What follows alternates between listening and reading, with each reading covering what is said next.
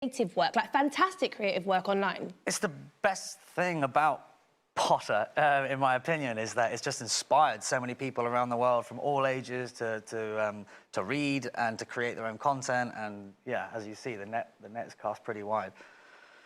And do you think that it's you guys as cast? Do you think it's your love for the series? I don't know. It's a million-dollar question. I think it's the spark of imagination in youngsters, especially.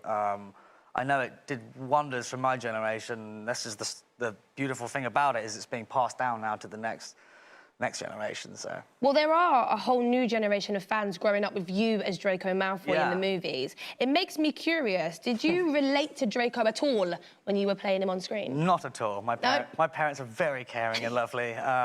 Luckily, I just looked like the guy, which made it a lot more fun to play, to be fair. But yeah, it is exciting to see the fact that a lot of the fans now weren't even born before the first films were made, so clearly it's something that's being handed down generation to generation, which is cool.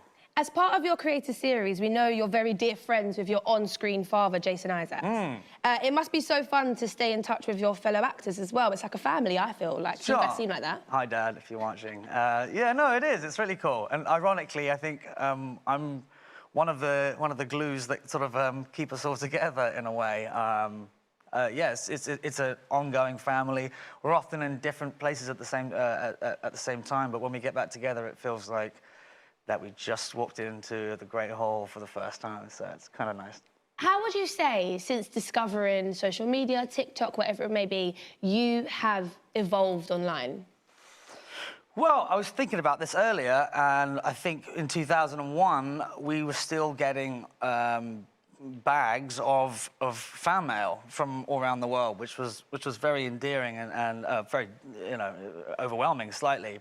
And it took a long time to really have any sort of correspondence. Now I can sort of speak to anyone, any fan from around the world instantly, and it allows me to sort of keep up with the latest trends and to see what other, you know, creative form the Harry Potter inspiration goes to next. Well, actually, on that note, it's my time to tell you, make sure you're using those hashtags back to Hogwarts and hashtag 20 years of movie magic to get involved in today's live stream as we count down to the Hogwarts Express taking off.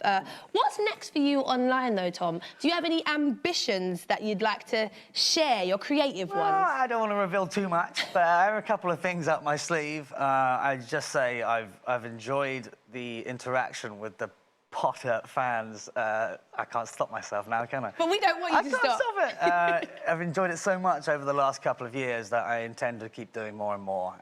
And you'll be the first to know as and when I can reveal all. I got a little wink there, double wink, so I know that it's true. I have to ask, though, you know, as it must have been so amazing on set of the films.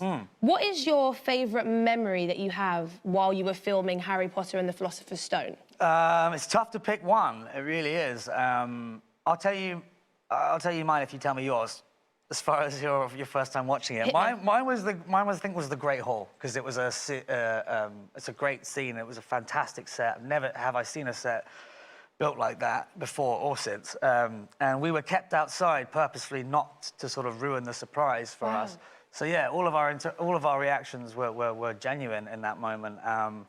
And that kind of started the whole thing off. But yeah, I'm intrigued to know with you and your brother, do you remember the... Yeah, it was the revealing of, spoiler alert, Voldemort's head. Oh, yeah. Because everyone in the cinema lost their minds. We freaked out a little bit. It was very scary. Still freaks me out to the day.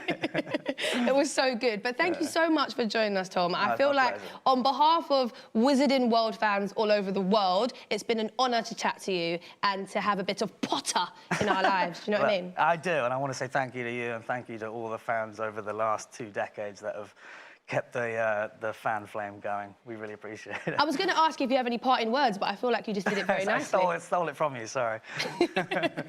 Well, thank you, Tom, for joining us in the studio here to celebrate Back to Hogwarts Day. It has been incredible to have you on the show. And Tom is not our only guest today. We have got a fun challenge lined up in just a moment with 2 very special guests who are well-known creators in the Harry Potter fan community. In fact, you may already be a little bit familiar with them. Let's get acquainted with our next studio visitors.